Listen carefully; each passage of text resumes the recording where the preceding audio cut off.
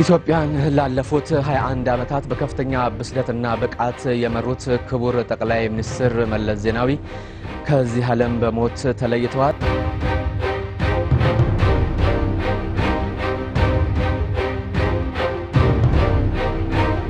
አሁን ግን እያልን ያለነው መጥፎ ስለሆነ ብቻ አይደለም። ተመችቶን በድህነት እንኳንም ሀብታም አልሆንኩ እያልን ለመኖር እንኳን ብንፈልግ አንችልም ነው ጥያቄ።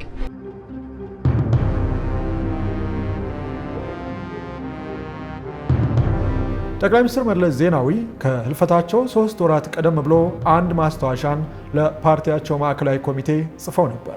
ይህ ማስታወሻን የመረመሩ ሰዎች ጽሑፉ የቀድሞው ጠቅላይ ሚኒስትር መለስ ዜናዊ በህይወት እንደማይቆዩ ባወቁ ጊዜ የጻፉት ኑዛዜ እንደሆነ አስፍረዋል።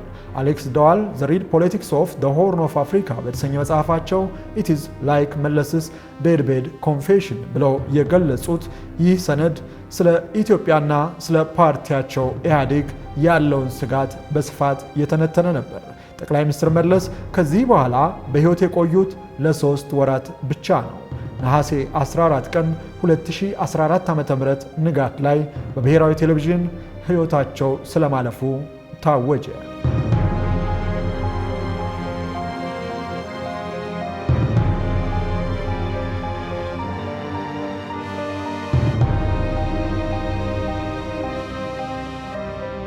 ይህ ዜና በኢትዮጵያ ቴሌቪዥን በተላለፈበት ወቅት የህልፈታቸው ምክንያት ተብሎ የተጠቀሰው በሕክምና ሲረዱ ቆይተው ጥሩ መሻሻል ቢያሳዩም በህልፈታቸው ዋዜማ ላይ የነበረ የኢንፌክሽን ማገረሸት ድንገት ላልታሰበ ሞት ዳረጋቸው ተብሎ ነበር። ይሁንና በኢትዮጵያ ውስጥ የነበሩ አክቲቪስቶችም ሆነ በተለያዩ ዓለም ያሉ የፖለቲካ አቋም የሚያራምዱ ሰዎች የእሳቸው ህልፈት ከኢንፌክሽኑ ጋር የተያያዘ ብቻ ሳይሆን ከዛ በፊት ከነበረባቸው የጸና ህመም ጋር የሚገናኝ መሆኑን ደጋግመው ለፈዋል። በተለይም አንዳንዶቹ ቀደም ብለው ህይወታቸው አልፏል የሚልን አስተሳሰብ ሲያራምዱ ስለነበር በጊዜው የቀረበው ዜና በኢህአዴግ ውስጥ ያለን መተካካት ታሳቢ ያደረገና ነገሮች ሁሉ ካለቁ በኋላ ለኢትዮጵያ ህዝብ የተነገረ እንጂ አዲስ ዜና አለመሆኑን አስፋፍተው ደጋግመው አውርተዋል።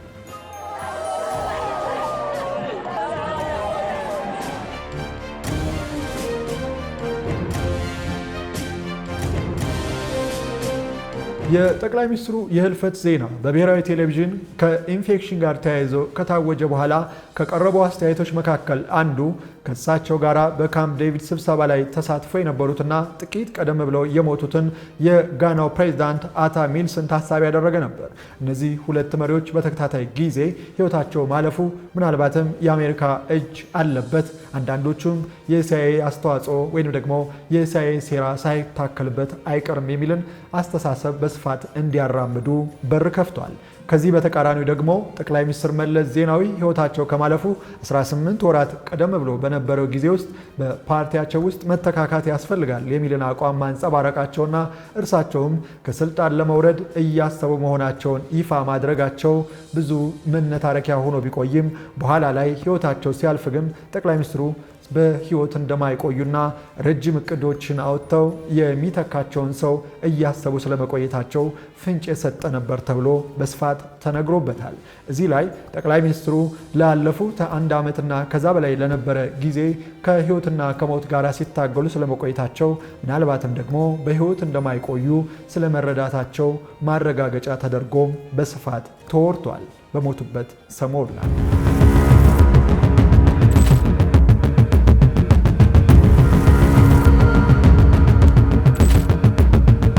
በነገራችን ላይ በኢትዮጵያ ታሪክ ውስጥ የመሪዎች ህልፈት እንዲሁ የሚታለፍ አይደለም። ኢትዮጵያውያን መሪዎቻቸው የሞቱበትን ምክንያት በወጉ ያወቁበት አጋጣሚ በጣም ጥቂት ነው። የመቶና ከዛ የተሻገረ ዓመት ታሪካችንን ጥቂት መንደርደሪያ ብናደርግ እንኳን ዳግማዊ ምኒልክ ከህልፈታቸው መደበቅ በላይ የሞቱበትን ምክንያት ሰፊውን ማህበረሰብ ሲያከራክር ቆይተዋል። እዚህ ላይ ባለቤታቸው እቴጌ ጣይቱም አብረው ታምተዋል። የተለያዩ ሚኒስትሮችም ከህልፈታቸው ጋር ተያይዞ እጃቸው አለበት እየተባለ ተወቅሰዋል። ራስ ሙሉጌታ ይገዙን የመሰሉ ሰዎችም ነፍሰ ገዳይ ናቸው ተብሎ በተለያዩ መኳንንቶች ጣት ተቀስሮባቸዋል። ከሳቸው በኋላ የመጡት ተናገር በከንፈሬ ተቀመጥ በወንበሬ የተባሉት ልጅ ኢያሱም በተመሳሳይ የሞቱበት መንገድ ብዙ አወዛጋቢ ነው። እዚህ ላይ የቀዳማዊ ኃይለ ሥላሴ እጅ ያለበት ተብሎ መታማቱ በስፋት ተነግሯል። ቀዳማዊ ኃይለ ሥላሴ ጣሊያኖች አዲስ አበባ ሊደርሱ እየተቃረቡ በነበረ ሰዓት ወረራው ተጠናክሮ መንበራቸውን እንደሚያጡና እሳቸውን መሰደዳቸው ቁርጥ መሆኑን ሲያውቁ ልጅ ኢያሱ ነገ ከነገ ወዲያ ጣሊያኖች ፈተው ስልጣኔን እንዲወስድ ያደርጉብኛል በሚል ስጋት አስገድለውታል እየተባለ በተለያዩ የታሪክ ድርሳናት ላይ ሰፍሮ እንመለከተዋለን። ይህንን በሌላ ፕሮግራም በስፋት እንመጣበታለን። ከዚህ በኋላ የነበሩት ንግሥት ዘውዲቱም ቢሆኑ የሞቱበት መንገድ አስደንጋጭ። ባለቤታቸው በሞቱ ማግስት እሳቸውም ሕይወታቸው አልፏል። የንግሥት ዘውዲቱ ህልፈትም ቢሆን ምክንያቱ በወጉ የተብራራ አይደለም። ከሁለቱ መሪዎች ህልፈት ጀርባ እጃቸው አለበት የሚባለው ቀዳማዊ ኃይለ ሥላሴም ሕይወታቸው ያለፈበት መንገድ ብዙ ያወዛግባል። የደርግ ሰዎች በተፈጥሮ ሞቱ ታመው ነበር ቢሉም፣ ሌሎች በተቃራኒ ደግሞ በወቅቱ የነበረውን ሁኔታ በቅርበት አይተናል ያሉ ንጉሱ በደርግ ውሳኔ በትራስ ታፍነው ሕይወታቸው ስለማለፈው ጽፈዋል። እንዲህም ሆኖ የእሳቸውም ታሪክ ዛሬም ድረስ የሚያወዛግብ ነው። ከቀዳማዊ ኃይለ ሥላሴ ህልፈት በኋላ ኢትዮጵያን የተረከቡና የፓርቲ የበላይ ቁንጮ የሆኑ ሰዎችም ያለፉበት መንገድ እጅጉን አነጋጋሪ ነው። ጀነራል አማን ሚካኤል አንዶም ለዚህ አንድ ማሳያ ናቸው። ጀነራል አማን የደርግ ውሳኔን ተከትሎ በቤታቸው ውስጥ እጃቸውን እንዲሰጡ ሲጠየቁ መሞታቸው ቢነገርም ሌሎች በተቃራኒ ግን ደርግ ውሳኔውን አስተላልፎ ቤታቸው ላይ የገደላቸው የታሪክ ሰለባ ናቸው ብለው ደግሞ ደጋግመው ሲያነሱ ሰምተናል። ከሳቸው በኋላ የመጡት ተፈሪ በንቲም ቢሆኑ ፍጻሜያቸው ያማረ አልነበረም። በተለያየ መንገድ በተለያዩ የታሪክ አጥኚዎች ስማቸው እየተነሳ የአሟሟታቸው ጉዳይ እየተጻፈበት ከዛሬ ደጃፍ ደርሰናል። ኢትዮጵያ ከአሳዛኝ የመሪዎቿ ስንብት ጥቂት ፋታ ወስዳ ነበር፣ ምናልባትም 3 አስርታትን የሚቆጠር ጊዜ። ይሁንና ቀደም ብለን በጠቀስነው መሰረት ነሐሴ 14 2004 ዓ.ም ጠቅላይ ሚኒስትር መለስ ዜናዊ ሕይወታቸው ሲያልፍ ያው የተለመደ ክርክርና ንትርክ ከመሪዎች ጀርባ ያለው እውነትን ፍለጋ የፖለቲካ ምህዳሩን ተቆጣጠረ።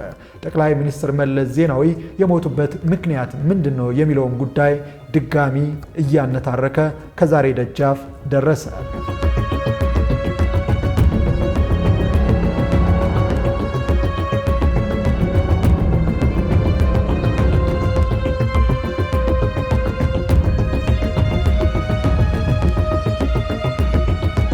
ከጠቅላይ ሚኒስትር መለስ ዜናዊ ህልፈት ጋር ተያይዞ በተለያዩ መንገዶች ቅርበት አለን የሚሉ ወገኖች የሚሰነዝሩት ሀሳብ ተቀራራቢ ነው። እዚህ ላይ ጠቅላይ ሚኒስትሩ ለህልፈት የሚያበቃ ህመም እንዳለባቸው ያወቁት በኮሪያ ሲኦል ጉብኝት በሚያደርጉ ወቅት ነበረ ይባላል። እዚህ ሰዓት ላይ ጠቅላይ ሚኒስትር መለስ ዜናዊ ሕክምና ካደረጉ በኋላ ያለባቸው ህመም በአጭር ጊዜ ውስጥ ለችግር የሚዳርግ ባይሆንም በወጉ ካልተመረመረ ግን በረጅም የታሪክ ሂደት ውስጥ ህይወታቸውን ሊያሳጣ እንደሚችል ፍንጭ ተሰጥቷቸው ነበር የሚሉ አስተያየት ሰጪዎች በርካታ ናቸው። በተለይም ደግሞ በጊዜው ለነገሩ ቅርብ በነበሩ ወገኖች በኩል። ይሁንና ጠቅላይ ሚኒስትር መለስ ለጤናቸው ብዙ ቦታ የሰጡ አይመስልም። በመሆኑም ኮሪያ ተቀምጠው ሕክምና መከታተሉን አልፈልግም ብለው ወደ አዲስ አበባ ተመለሱ። አዲስ አበባ ከመጡ በኋላ ለጥቂት ቀናትም ቢሆን እረፍት ወስደው ወደ መደበኛ ስራቸው ተመለሱ። እዚህ ላይ አንድ ሌላን የታሪክ መዝገብ መግለጽ ሳያስፈልግ አይቀርም። ኢህአዴግ ስልጣን የተቆጣጠረው በወታደራዊ የትጥቅ ትግል ነው። ይህ ደግሞ በርካታ ታጋዮችን ሰውቶ የመጣ ድርጅት ያደርገዋል። ይህ አመለካከቱ ታጋዮች ቢሄዱም ታጋዮች ይተካሉ የሚልን አመለካከት ከማስረጽ ባለፈ ስለ ራሳቸውም ሆነ ስለ ጤናቸው ደጋግመው መጨነቃቸው ከዓላማ እኔ የበለጥኩ ነኝ የሚል አስተሳሰብን የሚያንጸባርቅ አድርገው ይወስዱት ነበር። በዚህ የተነሳም ጠቅላይ ሚኒስትር መለስ ኮሪያ የነበረ የሕክምና ቆይታቸውን ጨርሰው ከመጡ በኋላ በዙሪያቸው ያሉ ሰዎችም ሆኑ ራሳቸው ለጤና ትኩረት ሳይሰጡ ጊዜያት ነጎዱ። በመጨረሻም አስቀድሞ የተፈራው እውነት ከፊታቸው ተደቀነ።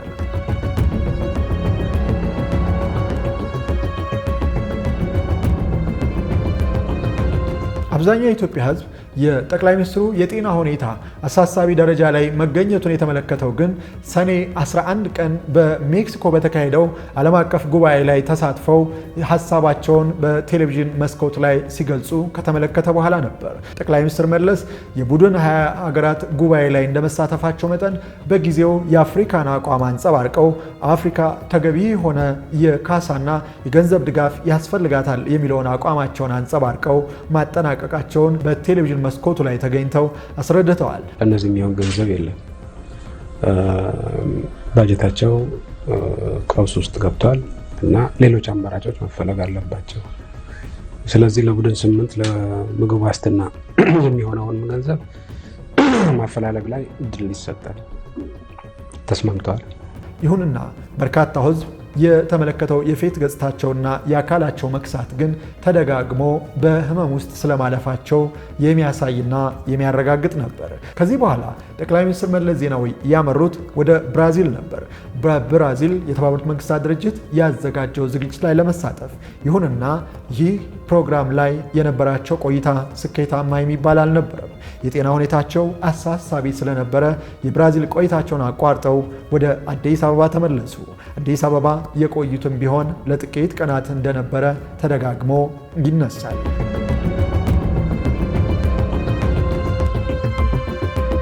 ብዙም ሳይቆዩ ወደ ቤልጅየም አምርተው ነባር ሕክምና ይከታተሉበት በነበረው ሆስፒታል አልጋ ያዙ። የሚያውቋቸው የሚቀርቧቸው ሁሉ የጤናቸው ሁኔታ አሳሳቢ መሆኑን በመረዳት ክትትል እንዲያደርጉ ይመክሯቸው ጀመር። እሳቸውም በተለያየ መንገድ እዛው ስለመቆየታቸው የተለያዩ የወቅቱ የቅርብ ምንጮች ሀሳባቸውን ሲሰነዝሩ አድምጠናል።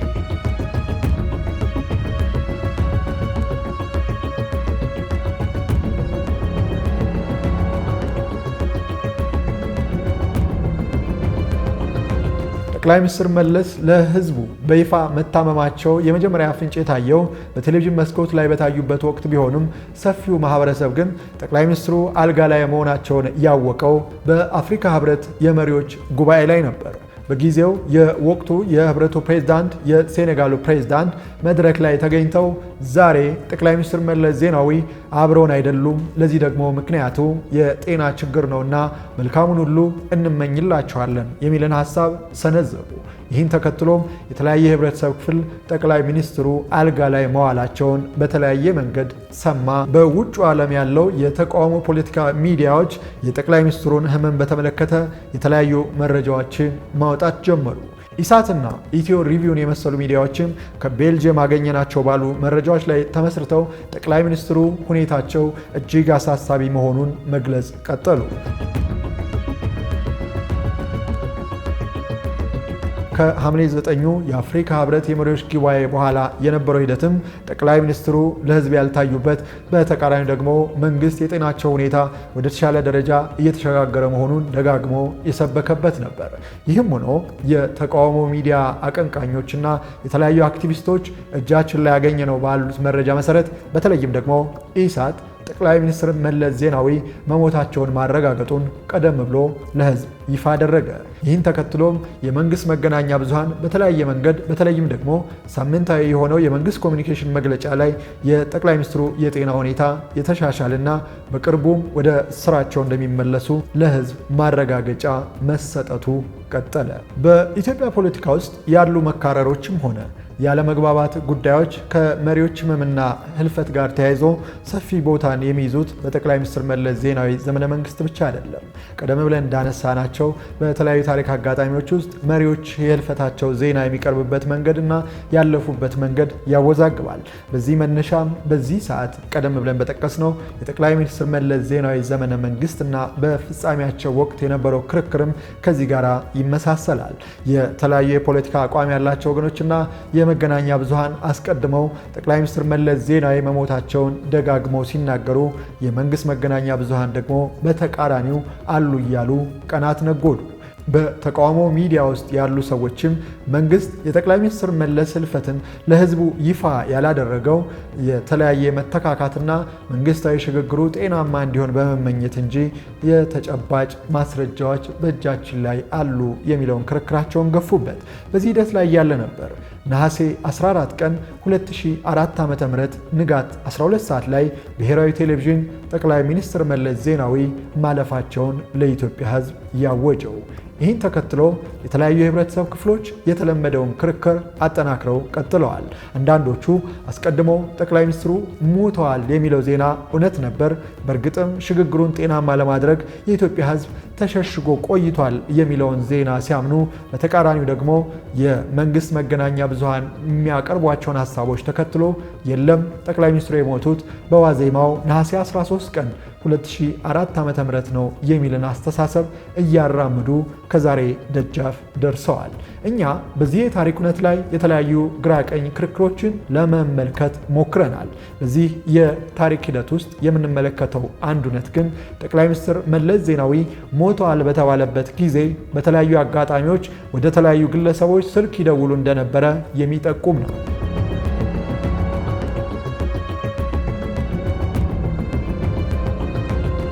እዚህ ላይ የህዳሴ ፕሮጀክት አስተባባሪን ጨምሮ የኢትዮጵያ የጸጥታ ተቋማት ኃላፊዎችና ከዚህ በተጨማሪም ደግሞ ከግብርና ስራ ጋር የተገናኙ የስራ ሹማምንትን በተለያዩ አጋጣሚዎች እየደወሉ ይጠይቁ እንደነበረ ሲነገር ሰምተናል።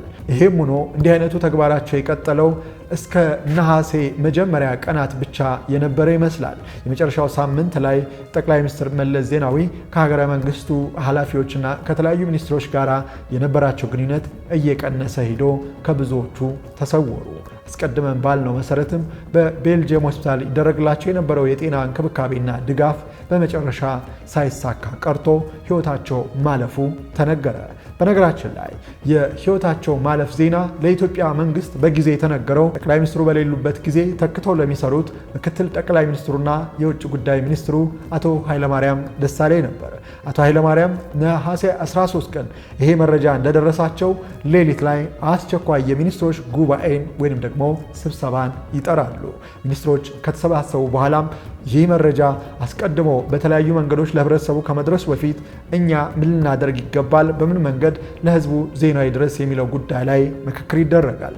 በፍጥነትም ዜናው ተሰርቶ ለኢትዮጵያ ቴሌቪዥን እንዲላክ ይደረጋል። አስቀድመን በጠቀስነው መሰረት 12 ሰዓት ላይ የኢትዮጵያ ህዝብ የመሪው መሞት ተነገረው።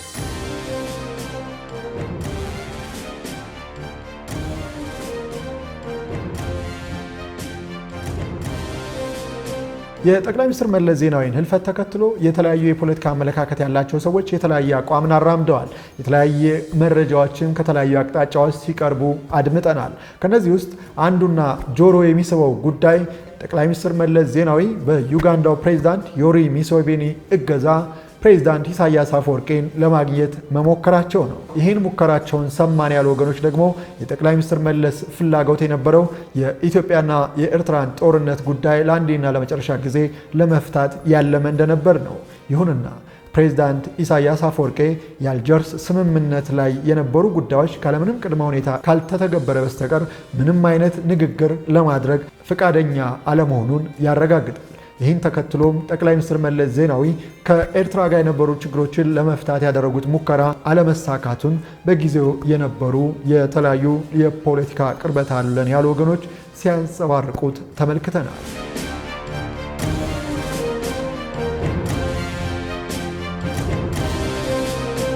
ጠቅላይ ሚኒስትር መለስ ዜናዊ ከህልፈታቸው ቀደም ባለው ጊዜ የፓርቲም ሆነ የሀገረ መንግስት ስራቸው ላይ እየደከሙና እየሰለቹ ለመምጣታቸው የተለያዩ ፍንጮችን መገንዘብ የምንችል ይመስለኛል። ይሄም አስቀድመን ያነሳነው የፓርቲ መተካካት ሀሳብና በኋላ ላይ ደግሞ ከህልፈታቸው 3 ወራት ቀደም ብሎ ባዘጋጇቸው ሰነዶችና ማስታወሻዎች ላይ ያኖሩት የራሳቸው አቋም እንዲህ አይነቱን ጉዳይ የበለጠ ተንትነ እንድንመለከተው የሚያግዝ ነው። ምናልባትም ደግሞ ጠቅላይ ሚኒስትሩ በህይወት የመቆየት እድላቸው እየጠበበ ስለመምጣቱ ራሳቸው ጠርጥረው ወይም ደግሞ የሕክምና ማስረጃዎቻቸው አስገድደው ግን እርግጠኛ ሆኖ መናገር አይቻልም። የሆነ ሆኖ የጠቅላይ ሚኒስትሩ ህልፈት ከመሰማቱ 3 ወራት በፊት በአሰፈሩት ማስታወሻ ላይ 2 ጉዳዮችን ስለመጥቀሳቸው አሌክስ ዶዋል ከፍ ብለን በጠቀስነው መጽሐፉ ላይ አስፍረዋል። የመጀመሪያው የፓርቲያቸው ጉዳይ ነው። ጠቅላይ ሚኒስትር መለስ ዜናዊ በህልፈታቸው ዋዜማ ላይ በነበሩበት ሰዓት እንደ ኑዛዜ በሚቆጠረው ሰነድ ላይ ፓርቲያቸው አደጋ ውስጥ የሚገባበት እድል ሰፊ መሆኑን አብራርተው ጠቅሰዋል። ለዚህ ደግሞ ፓርቲው አዳዲስ ሀሳቦችን ለማመንጨት እየደከመ መጓዙንና አዲስ ሀሳብ የሚያመነጭ ቲንክ ታንክ ቡድን ካላዋቀረ በእንዲህ አይነት መንገድ ሊቀጥል እንደማይችል አስረግጠው መጽሐፋቸውን አሌክስ ዶዋል በተጠቀሰው መጽሐፉ ላይ አስፍሯል። ሁለተኛው የኢትዮጵያ ሀገረ መንግስት ጉዳይ ነው። ጠቅላይ ሚኒስትሩ ፓርቲያቸውን ባዩበት መንገድ የኢትዮጵያ ፖለቲካ ሂደት በኢህአዴግ ላይ እየተንጠለጠለ ከሄደ ኢህአዴግ ደግሞ አባላቱን የሚመርጥበትና በተለያዩ ኃላፊነቶች ላይ የሚሾምበት መንገድ በወጉ ካልታሰበበት መልሶ ኢህአዴግን ይበለዋል የሚል አቋም እንደነበራቸው በዚህ ማስታወሻ ላይ አስፍረው እንመለከታለን። ጠቅላይ ሚኒስትሩ ይህንን አቋማቸውን ሲያራምዱ ፓርቲው ገዢ ፓርቲ እንደመሆኑ መጠን ሁሉም ሰው አባል ሆኖ ጥቅም ለማግኘት የሚሞክርበት ግን ደግሞ የማጣራት ሂደታችን ደካማ ከሆነ በጊዜ ሂደት እነዚሁ አባላት ፓርቲውን መልሰው እያጠፉት ይሄዳሉ፣ የተጀመሩ እንቅስቃሴዎቻችን ሁሉ ወደ ኋላ ይመለሳሉ የሚል አቋም እንደነበራቸው በእነዚህ ሰነዶች ላይ ማስፈራቸውን አሌክስ ዶዋል ደጋግሞ በመጽሐፉ አስፍሮ እንመለከተዋለን። የሆነው ሆኖ ከጊዜ ጋር የነበረው ሩጫቸው ሳይሰምር ቀርቶ ጠቅላይ ሚኒስትር መለስ ዜናዊ ነሐሴ 14 ቀን 2004 ዓ.ም ሕይወታቸው አለፈ። በኢትዮጵያ ታሪክ ውስጥ 21 ዓመታትን 4 ኪሎ የቆዩት የ57 ዓመቱ ጎልማሳ ስንብት ዛሬም ያከራክራል። እንዴት ሞቱ፣ በምን መንገድ ሞቱና የመጨረሻ ቀናቶቻቸው ምን ይመስሉ ነበር የሚሉትን የተለያዩ አቋሞች ይዘው ብዙ ሰዎች ብዙ ይጽፋሉ። እኛ የደረስንበትና እስከዛሬ ያገኘናቸው ፍንጮች ይህን ፕሮግራም ለማዘጋጀት የተጠቀምናቸው ናቸው። ነገስ ፕሮግራማችን በዚህ አበቃ። ከዛሬ 100 ዓመት ድህነትና የአሁኑ ድህነት የሚለያቸው ይሄ ነው። የድሮው ድህነት ሳስቴብል ነበር፣ መቀጠል ይቻላል። በዛ በሰልፍ ሳፊሸንሲ ውስጥ በዛው በሰልፍ ሳፊሸንሲ የድህነት ሰልፍ ሳፊሸንሲ ውስጥ መኖር ጥሩ ነው አይደለም ሌላ ጥያቄ ነው። ግን መኖር ይቻል ነበር፣ መቀጠል ይቻል ነበር። ያ አልተቻለም። አሁን that is the difference። ልዩነቱ ይሄ ድህነት የማጥፋት ጉዳይ የህልውና ጉዳይ ነው የምንልበት ዲፈረንስ ይሄ ነው። ድህነት ማጥፋት እኮ በራሱ እንደ አንድ አጀንዳ ሊወሰድ ይችላል። የሁሉና ቢሆንም ባይሆንም ድህነት መጥፎ ነው ልዋጋው ማለት ይቻላል። አሁን ግን እያልን ያለነው መጥፎ ስለሆነ ብቻ አይደለም። ተመችቶን በድህነት እንኳንም ሀብታም አልሆንኩ እያልን ለመኖር እንኳን ብንፈልግ አንችልም ነው ጥያቄ።